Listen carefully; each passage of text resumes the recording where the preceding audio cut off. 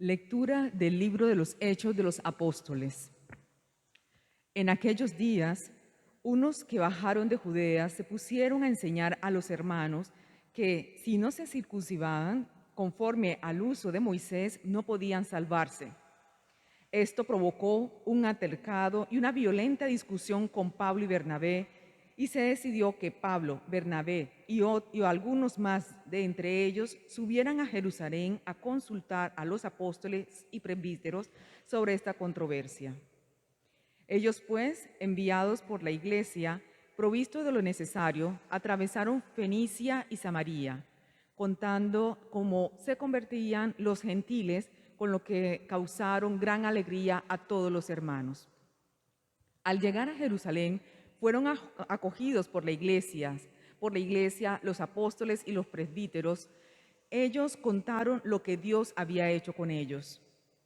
Pero algunos de la secta de los fariseos que habían abrazado la fe se levantaron diciendo: es necesario circuncidarlos y ordenarles que guarden la ley de Moisés. Los apóstoles y los presbíteros se reunieron a examinar el asunto. Palabra de Dios. Te alabamos, Señor. En la fe hay una cosa que se llama identidad. Y cuando uno tiene identidad, uno tiene que saber exactamente cuáles son las características de aquella fe que nosotros profesamos. Por eso, si a usted le preguntaran qué significa ser cristiano católico, usted tiene eso perfectamente claro. Se los pregunto porque en el camino uno siempre encuentra gente muy confundida, que tiene prácticas religiosas no cristianas católicas, que son venidas de otras religiones, pero que la gente sencillamente las va acogiendo, las va asumiendo en su propia vida como si fueran prácticas del catolicismo. Miren, cuando uno conoce un poquitico por cultura religiosa cada una de las características de la fe de las personas en el mundo, de las distintas confesiones religiosas, uno se da cuenta de que no todas son iguales. A veces la gente dice, no, es que todo eso es lo mismo. Eso no es lo mismo todo. Ser católico tiene unas características muy distintas a cuando uno es cristiano protestante, o a cuando uno es judío, o cuando uno es musulmán, cuando uno es mormón. Los cristianos católicos tomamos café, los mormones no. Por colocar ejemplos sencillos. Los judíos no comen cerdo. Los católicos no tenemos ningún problema con comer cerdo. Los judíos se circuncidan. Los cristianos no nos circuncidamos. Los musulmanes no toman licor. Entre nosotros no hay ningún problema en que usted un día se tome una copa de vino. Los musulmanes no creen que Cristo sea el Hijo de Dios, ni los judíos tampoco. Nosotros sí. Los católicos honramos a la Virgen María, los evangélicos no. Sí ven que hay cosas puntuales que diferencian de uno del otro.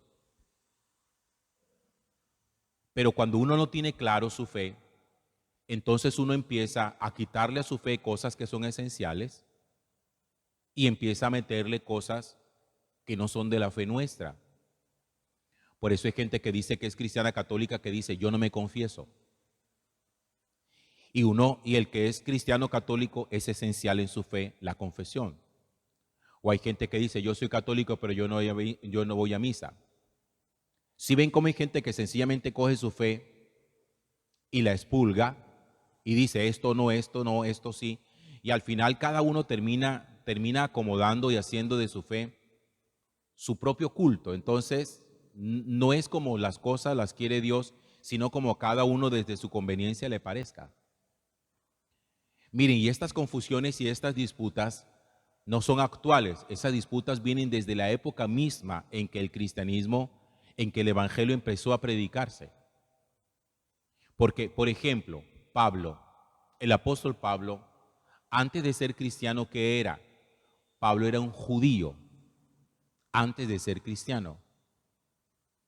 Como judío fue circuncidado y sabía que los judíos circuncidaban a sus varones y que eso hacía parte como de la alianza con Dios, del sello de que pertenecía al pueblo de Dios. Cuando Pablo se convierte y empieza a predicar, Pablo predica también a lo que en aquella época llamaban la gentilidad, los gentiles. ¿Quiénes eran los gentiles? Aquellas personas que no practicaban ninguna fe. Y entonces cuando muchos gentiles empiezan a convertirse al cristianismo, empiezan a convertirse a Cristo, empiezan algunos predicadores a decir, no, pero es que ustedes antes de bautizarse, ustedes se tienen que circuncidar. Como quien dice, antes de ser cristiano, primero tienen que tener prácticas judías. Y entonces esa fue la primera gran disputa que se presentó. Si un cristiano, si alguien recién convertido al cristianismo, tenía que circuncidarse o no. Y entre ellos discutían y algunos decían que sí, otros decían que no. Eso lo aparece en la lectura de hoy. Dice que llegaron unos judíos de Antioquía. Dice que bajaron unos de Judea y se pusieron a enseñar a los hermanos que si no se circuncidaban conforme al uso de Moisés no podían salvarse. Miren hasta dónde llegaba la circuncisión. Si no se circuncidan, no se salvan. El asunto era muy delicado desde el punto de vista de fe. Y esto provocó un altercado y una violenta discusión con Pablo y Bernabé. Y entonces, pero fíjense que ni Pablo ni Bernabé, siendo apóstoles con toda la autoridad que tenían, dirimieron el asunto, ni tomaron ellos la decisión de si sí o no. Dice que entonces decidieron que Pablo y Bernabé subieran hasta Jerusalén a consultar a los otros apóstoles. Es decir, la decisión que se toma es una decisión colegiada, es una decisión eclesial, no es una decisión personal, producto de la opinión. ¿A usted qué le parece? ¿Hacemos esto o no? En la iglesia no se toman decisiones según el parecer propio. Porque donde cada uno quiere en la iglesia tomar decisiones según su propio parecer, todo esto explota. Y cada uno vive su fe, o más bien cada uno arma su fe como le da la gana, metiendo a la fe cosas que no son de la fe y sacando cosas que sí son esenciales. Y el asunto es que aquí no estamos hablando de cualquier apóstol, estamos hablando de Pablo, nada más y nada menos que de Pablo y de Bernabé, que eran su compañero. Y la discusión era con ellos. Y Pablo dice, esto no lo vamos a resolver nosotros aquí, ni nosotros vamos a tomar la decisión. Vamos hasta Jerusalén. En Jerusalén se encuentran con los otros apóstoles.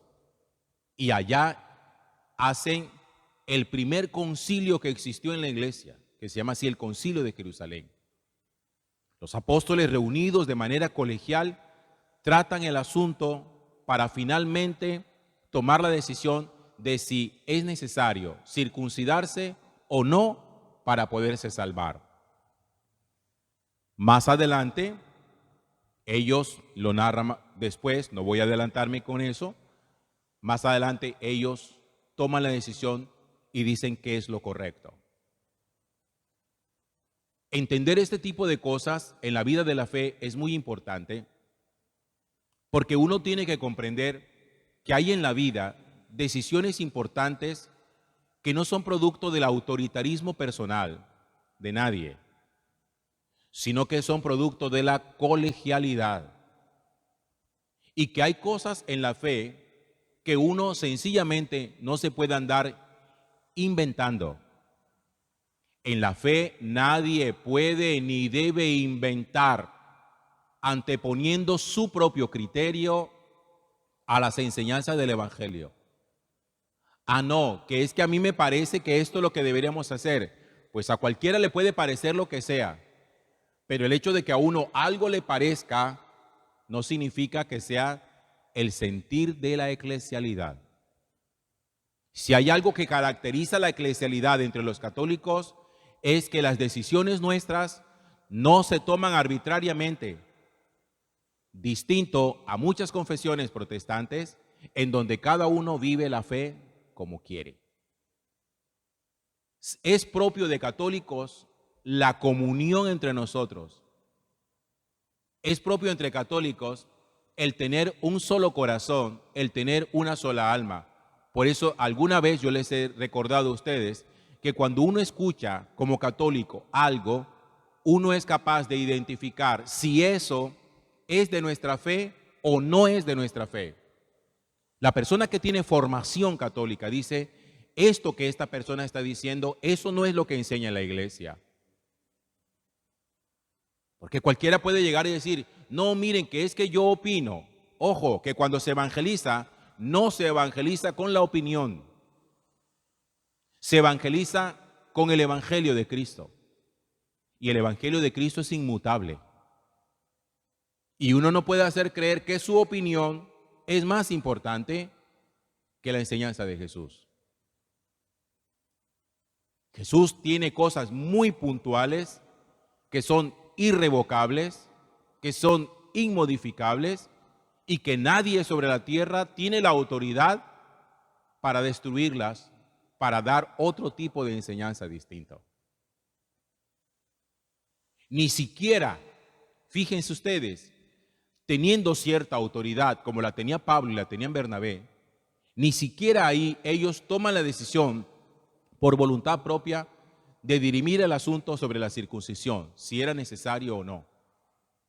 Ellos dicen, este asunto no lo vamos a tomar. Nosotros nos vamos para Jerusalén y allá con los otros apóstoles lo hablamos bien y entre todos en colegialidad, con Pedro a la cabeza, decidimos finalmente esto cómo debe manejarse.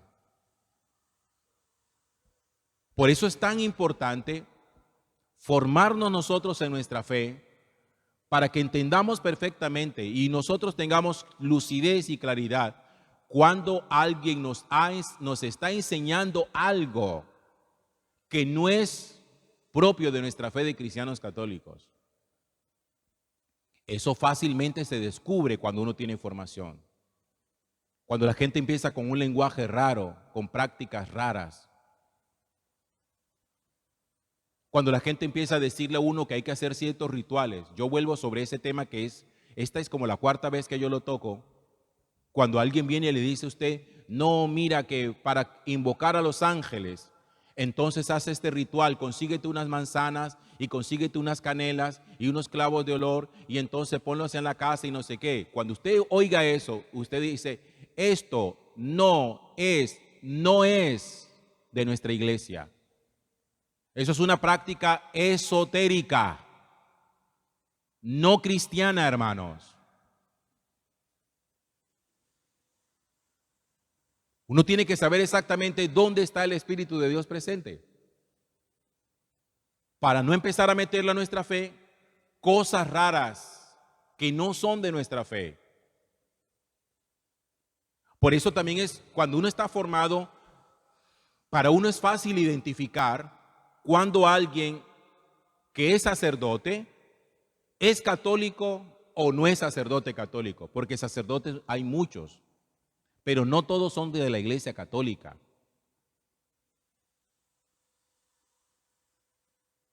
Entonces no es que no sean, es que no son de los católicos, de los que están en comunión con el Papa. Y ese uno lo identifica, uno dice, vea, este sacerdote sí será, pero católico no. Porque ustedes no se dejen comer cuento de que porque todo el mundo lleve esto, ya es cura. Cualquiera de ustedes, de los varones que está aquí, se lo puede poner. Entonces hay que saber exactamente, oye, la fe nuestra, ¿qué la compone?